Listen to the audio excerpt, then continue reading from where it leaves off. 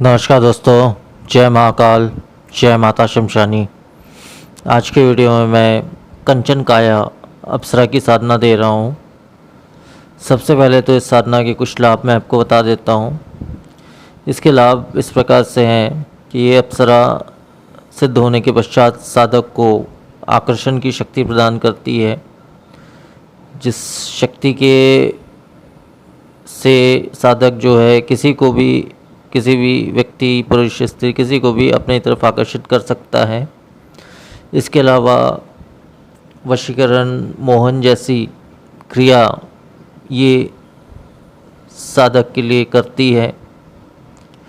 इसके अलावा जो है भविष्य की जानकारी देती है। इसके अलावा अपने लोक के दिव्य स्वर्णाभूषण इत्यादि प्रदान करती है। हर प्रकार के रोगों का नाश करती है। शत्रु दमन का कार्य करती है। तंत्र के विषय में ज्ञान प्रदान करती है।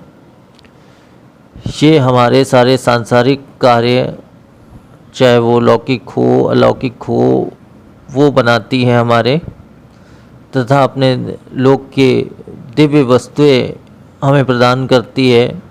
इसके अलावा जो है अपने कामकाज, कार्य इत्यादि में तो हमारी मदद करती है, तथा धन के आवक के रास्ते भी ये हमें बताती है, तथा सही मार्गदर्शन हमें प्रदान करती है। इत्यादि बहुत से फ़ायदे हैं जिसकी वजह से इस देवी की सिद्धि की जाती है। इसे आप किसी भी रूप में सिद्ध कर सकते हैं, जिस भी रूप में आप सिद्ध करना चाहें। अब इस साधना का मैं विधान आपको बता देता हूँ। विधान बहुत ही आसान है। इसमें लगभग ये 3 दिनों की साधना होती है। अधिकांश 3 दिनों में सही तरीके से करने से अधिकांश 3 दिनों में इस साधना में सिद्धि हमें प्राप्त हो जाती है। इसमें जो है दिशा हमारी उत्तर की रहेगी। उत्तर की दिशा में मुख करके हम एक लकड़ी की चौकी बिछा लें, या फर्श के ऊपर भी एक हरे रंग का आसन बिछा लें। अब उस हरे रंग का आसन या हरे रंग के कपड़े के ऊपर में एक मुट्ठी अक्षत, बिना टूटे हुए फूटे हुए चावल जो है, एक मुट्ठी अक्षत आपको स्थापित करना है बीचों बीच। और उसके ऊपर एक नारियल, आपको बिना छिला हुआ पानी वाला एक नारियल लेना है, जिसे लाल रंग के मौली धागा से 7 बार लपेट करके, गांठ बांध करके, बिना किसी मंत्र के उसके लपेट करके, गांठ बांध करके उस अक्षत के ऊपर में स्थापित करना है आपको।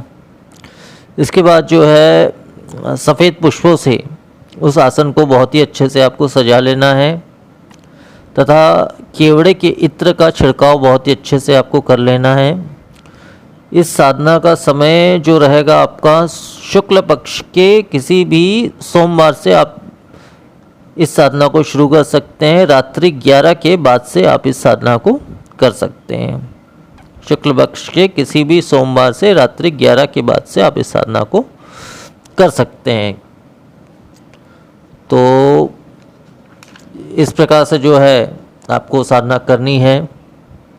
और इसमें एक घी का दीपक आपको लगाना है दाहिने हाथ में, तथा बाएं हाथ में या तो सुगंधित धूप लगा ले, या फिर 5 सुगंधित अगरबत्ती या बाएं हाथ में लगा ले। तथा माला, इस साधना में आपका सफ़ेद स्फटिक माला रहेगी।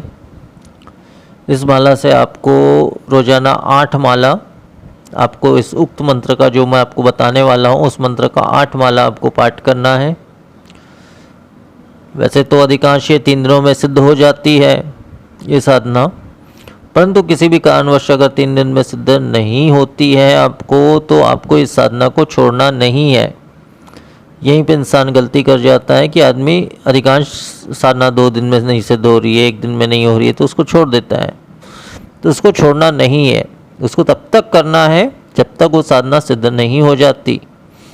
ऐसा सोच के चलोगे तभी किसी भी साधनाओं में आप पूर्ण सफलता प्राप्त कर पाओगे, चाहे वो छोटी से छोटी साधना हो या बड़ी से बड़ी साधना क्यों ना हो। मैंने भी यही विचार अपने मन में रखकर साधना की है जीवन में, कि या तो मैं इसको सिद्ध करूँगा, या इसके सिद्ध करते हुए मेरी मृत्यु क्यों ना हो जाए, वो चल जाएगा, लेकिन बिना सिद्ध किए मैं साधना को नहीं छोड़ूंगा। और ये अवश्य ही सिद्ध होगा ही होगा। यही सोच मैंने बचपन से आज तक रखा है, तभी जाकर मैंने इतनी सारी साधनाएं मैंने सिद्ध कर पाई है। इसका मुख्य कारण यही है। तो यही सोच आपको इस साधना में भी रखना है और हर साधना में आपको ज़रूर रखना है, तभी आपको पूर्ण सफलता उस साधना में प्राप्त होगी। अब जब शक्ति आपके प्रत्यक्ष हो जाती है, प्रत्यक्ष होने के बाद आपको 3 वचन ले लेने हैं। वचन ऐसी शक्तियों से किस प्रकार से लिया जाता है मैं बहुत बार इस विषय में बता चुका हूँ अन्य वीडियोस में, वहाँ से आप देख सकते हैं। और उसके अलावा जो है, जब आपकी साधना सिद्ध हो जाए तो उस नारियल को आपको हर एक कपड़े में अच्छे से बांध करके घर के किसी भी साफ सुथरे स्थान पर स्थापित कर देना है। हो सके तो दिन में या 2 दिन में या 4 दिन में 1 दिन धूप दीप उसको दिखा देना है। इस प्रकार से वो शक्ति जो है प्रसन्न रहेगी। इसमें किसी विशेष भोग चढ़ाने की आवश्यकता नहीं है। आप चाहें तो दूध के बने हुए मिष्ठान इत्यादि का भोग आप चढ़ा सकते हैं, वो आपकी इच्छा पर निर्भर करती है। परंतु ऐसा कोई विशेष भोग चढ़ाने की इसमें नियम नहीं है इस साधना में। अब बचे हुए सामग्री को जो है आप जल में विसर्जित कर दें। इसके अलावा अब उसी मंत्र से, जो मंत्र मैं आपको बताने वाला हूँ, उसी मंत्र से आप जब चाहें इस शक्ति को सिद्ध होने के पश्चात कभी भी बुला सकते हैं और अपना मनचाहा कार्य करवा सकते हैं।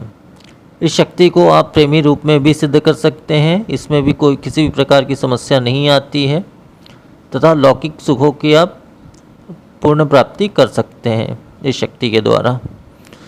तो इतना ही विधान है, संपूर्ण विधान है।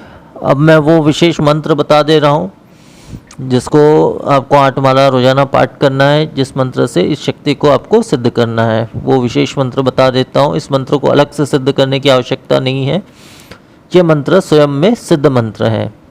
केवल आपको याद करने की आवश्यकता है और याद करने के पश्चात जो है इसको साधना में आपको प्रयोग करना है। तो वो विशेष मंत्र इस प्रकार से हैं। ओम मनमना मनसा देवी की आन, प्रत्यक्ष प्राकट्य कंचन काया, दुहाई